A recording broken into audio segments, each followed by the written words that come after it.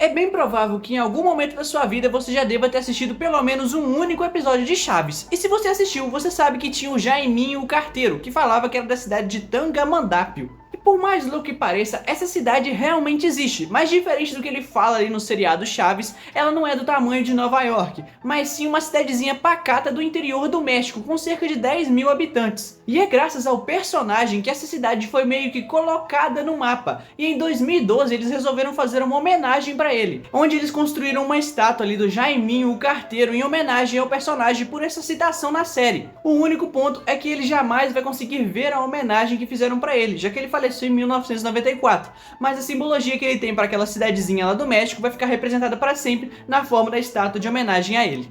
Se você já comeu ou já fez alguma receita usando leite condensado, saiba que você está fazendo isso por conta de uma guerra. Para entender melhor essa história, a gente tem que voltar lá para 1850, quando o leite condensado foi descoberto. Naquela época, o leite era muito comercializado no meio das ruas, e também todo mundo sabe que o leite estraga muito rápido. Foi aí que um norte-americano chamado Gale Borden resolveu ter uma ideia genial. Ele removeu parte da água do leite fervendo ele e colocou um pouco de açúcar. Só que ao fazer isso, ele percebeu que ficava um creme muito gostoso. A intenção dele era apenas fazer o leite durar mais tempo, mas ele acabou descobrindo um doce. Então esse creme doce feito com leite acabou sendo comercializado por ele. Mas durante esse período, acabou surgindo a Guerra Civil Americana. E foi durante esse período que o leite condensado acabou se popularizando ainda mais, porque os militares da época, durante o conflito, resolveram levar muito mais leite condensado do que o leite normal. Até porque o leite condensado demorava mais para vencer. Fora que o leite condensado matava muito mais a fome do que o próprio leite. E com o passar dos anos foi ficando cada vez mais popular até chegar nas unidades de leite condensado que nós temos hoje. Então depois da guerra, muitas empresas começaram a comercializar ainda mais o leite condensado e começou a se espalhar. E várias empresas começaram a aderir à receita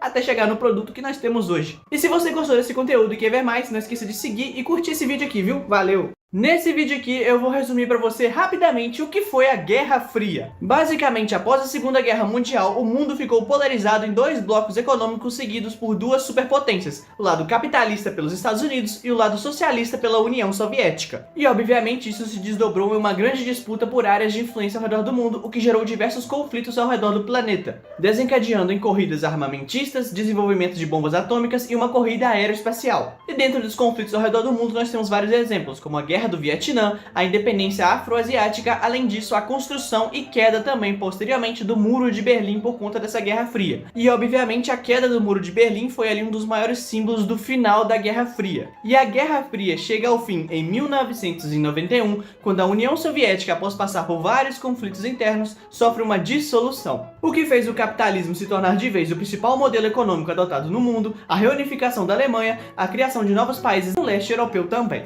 E se você quer ver mais conteúdos como esse, basta seguir a gente para mais.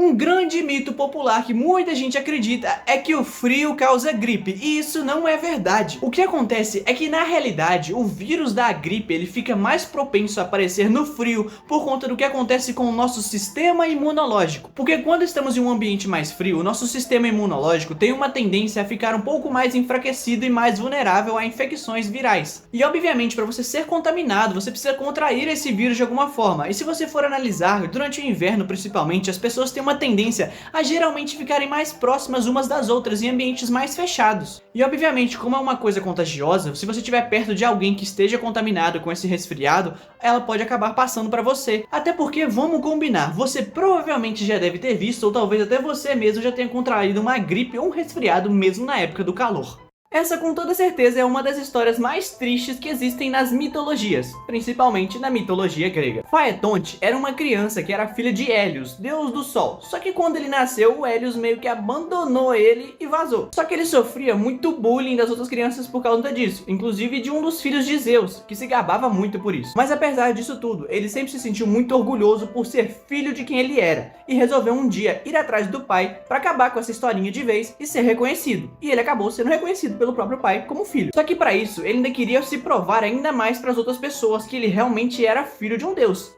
E com isso, ele pediu para conduzir a carruagem do deus Hélio. que no caso era o Sol. O Hélio não queria concordar muito com isso não, mas acabou cedendo e deixou ele guiar a carruagem. Só que isso foi um desastre completo. Ele acabou guiando de uma forma totalmente descontrolada e desorganizada. Ele acabou ficando às vezes muito perto e às vezes muito longe. Em alguns momentos ele chegou a congelar os mares e colocar fogo na terra. Só que isso causou uma ira muito grande, principalmente nos Zeus, que acabou com um raio só dando cabo do menino. Infelizmente, ele só queria se livrar do bullying que sofria e se provar para o seu pai e para as pessoas, e acabou indo de base. Você já deve ter ouvido falar sobre lactobacilos vivos, e alguém já deve ter dito para você que é muito bom consumir eles. Mas o que é que realmente são esses lactobacilos vivos? De forma básica, os lactobacilos vivos são bactérias que equilibram melhor a nossa flora intestinal. Então sim, eles são benéficos à nossa saúde. A gente pode encontrar eles dentro do nosso próprio organismo, também em alimentos e também em suplementos que a gente toma para recompor. Um grande exemplo disso são os iogurtes, que contêm lactobacilos vivos na composição deles. E além de ajudar a regular a flora intestinal, eles também servem para ajudar no sistema imunológico e também no controle de colesterol, entre outras coisas também. Mas o uso em excesso disso, de uma quantidade muito exorbitante, pode desregular o seu corpo. Então sempre procure um especialista para você saber o que você deve ou não tomar em quantidade certa. Você já se perguntou alguma vez na sua vida por que é que os leões têm juba e as leoas não? De forma bem resumida, isso acontece por conta de alguns fatores genéticos e biológicos. O primeiro deles é a disformia sexual, em que basicamente os leões que têm a juba têm uma característica sexual secundária que é diferente das leoas, e isso acontece em algumas espécies entre os machos e fêmeas. Além disso, a juba também serve para os leões como forma de intimidação contra os rivais deles, além disso como forma de proteção da sua garganta em possíveis combates. Infelizmente tem uma desvantagem que quando o leão vai caçar, a juba acaba mostrando muito sua presença e ele tem dificuldade de se esconder da presa.